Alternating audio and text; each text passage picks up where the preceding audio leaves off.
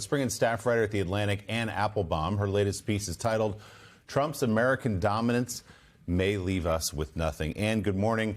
We got a little window into this idea of American dominance from Stephen Miller. You heard those quotes there yesterday on CNN where he said, effectively, we're the strongest country in the world. We've got the best military in the world. Therefore, we do as we please. Walk us through a little bit more of your piece and why this may not all end so well. So the Trump administration seems to be operating on an old idea of foreign policy, namely that what the point of foreign policy is for the United States to dominate. And in particular, they want to dominate the Western Hemisphere. There's some implication that they don't care so much anymore what happens in Europe or in Asia or in Africa. This is what they want to do. And in our hemisphere, we get to be the bully. We don't have to explain. We don't have to justify. I was very struck, actually, by in the previous your previous segment, the long conversation about legitimacy and legality. Actually, that's not how Stephen Miller talks. That's not how Donald Trump talks.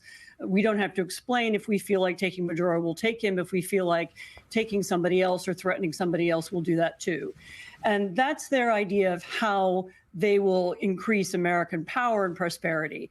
It is directly opposite. It is directly contrary to the way in which America built its power and its prosperity over the last 70 years. We did so by building a network of alliances, by creating friendships, by supporting values, the value of democracy, the value of legitimacy, rule of law when it was possible, international law when it was possible, by creating institutions that lots of people bought into, by having friendships. And this new way of speaking and this new way of acting will destroy all of those friendships and all of those institutions and all of those links. And you can hear it happening already. I mean, you've already been discussing Greenland. You know, that's the significance of Greenland for Europeans. You know, what they're hearing is not some conversation about shipping lanes or minerals or whatever excuse the Trump administration is using for wanting the island. And I should say, the Danes have said repeatedly that there is nothing that the U.S. could possibly want to do in Greenland that the Danes wouldn't arrange for them to be able to do.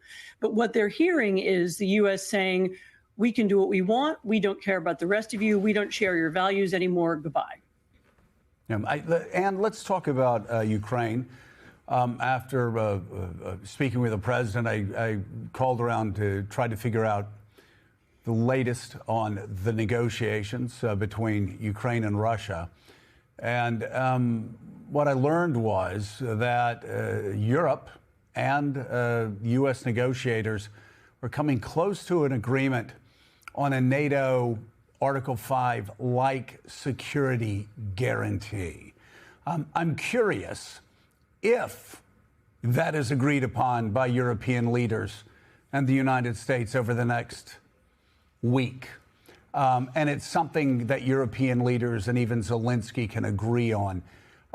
Do you have any confidence at all that Vladimir Putin would sit down and sign that agreement?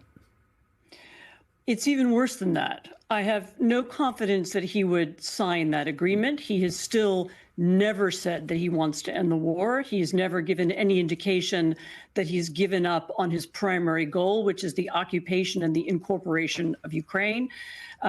Worse than that, though, is the question of whether, given the way the president has been speaking over the last several days, and along with some of his advisors, why would anyone believe that the United States is a reliable partner in a security guarantee? I mean, what you're going to see in Europe and around the world, actually, as a consequence of this new language, is all kinds of countries hedging and making new alliances, but also doubting whether the United States can be trusted. So we now have several poles of distrust. You know, we don't trust the Russians, we don't trust the Americans, we don't trust the Chinese.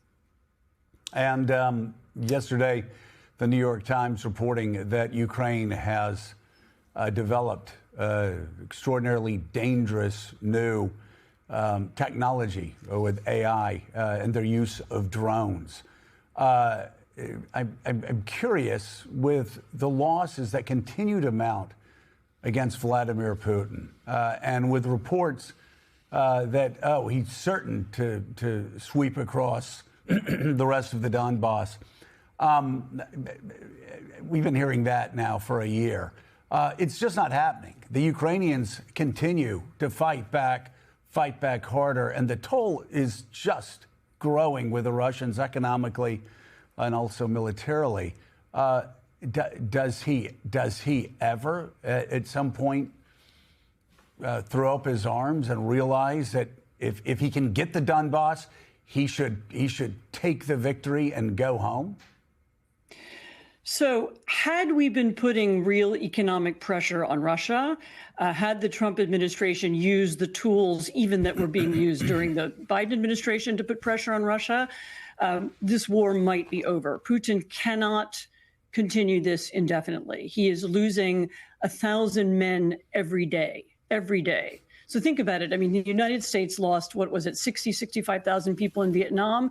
And that was a trauma that lasted for generations. We made movies about it. We're still talking about it. And the Russians are losing that number of people every 2 months. It's not something they can continue indefinitely. And the Ukrainians, in conjunction now with the Europeans, who are now the primary supporters of Ukraine, both financially and militarily, have held the line in a way that I think they aren't given nearly enough credit for. I mean, both in terms of their ability to constantly reinvent the way the war is fought, whether through AI or through new drone technology or new missiles, also with their national resilience. This administration and many of the people around it like to downplay the role of values and the role of ideals. What do those things matter in a world of hard power and transactionalism? And Ukraine is a country where ideals and values are part of what are making them continue to resist. And, I can't give you a date and I can't give you a time, but no, the Russians are not going to be able to do this forever. It's just their economy can't take it. Their society can't take it. Staff writer at The Atlantic, Anne Applebaum, thank you very much for coming on this morning. We appreciate it. Her latest piece is online right now.